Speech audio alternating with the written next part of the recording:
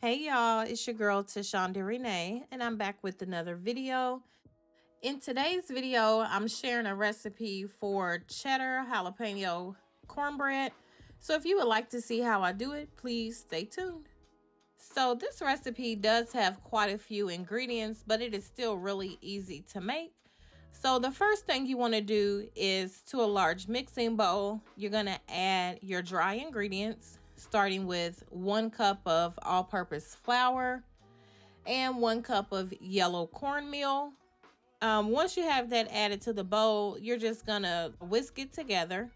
I almost forgot to mention that to my flour, I added 2 teaspoons of baking powder as well as 2 teaspoons of salt.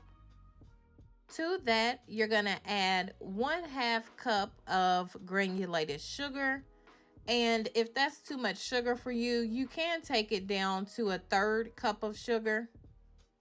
Next, you're going to start adding your wet ingredients. So I'm going to add 1 cup of milk, 3 tablespoons of melted butter, and I did use unsalted butter. Next, I'm going to add 2 large eggs, 1 can of cream style corn, and be sure to use cream style corn, not whole kernel corn.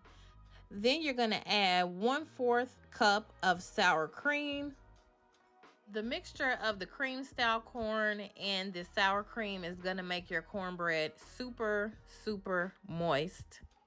Next, you're going to add between 2 and 4 ounces of pickled jalapeños. And you can add it in just depending on your spice level. Then you're going to add 1 to 1.5 cups of sharp cheddar cheese. Then you're just going to whisk it all together.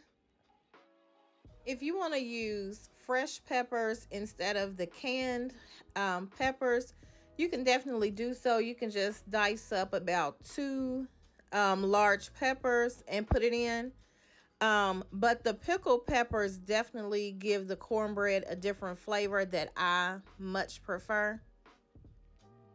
Now, I am going to chop up 1 pepper just to put on top of my cornbread while it bakes.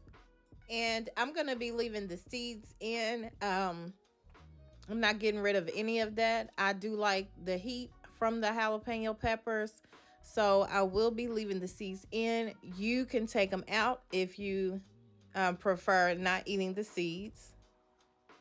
So I did preheat my oven to 350 degrees, and while I allowed it to preheat, I did go ahead and put my cast iron skillet in there so that it can get hot.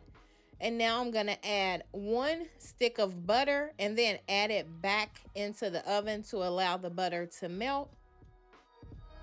All right, so once that butter is completely melted, I'm going to go ahead and pour my batter into the pan.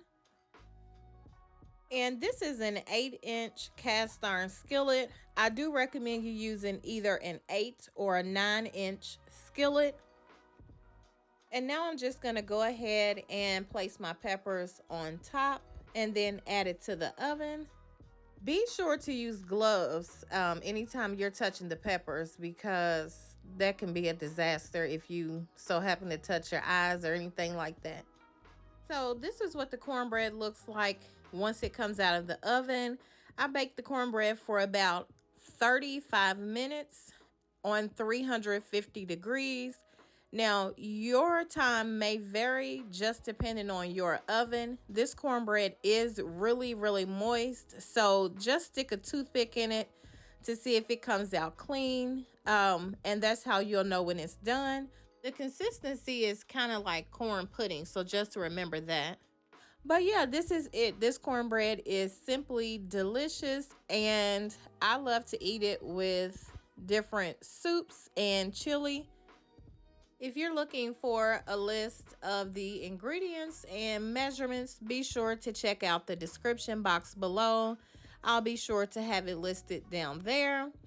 But yeah, if you have not already done so, please go ahead and subscribe to my channel. I would love to have you be a part of my YouTube family.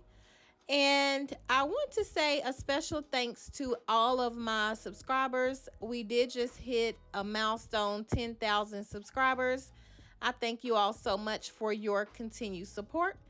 And thank you for watching this video. Have a great day.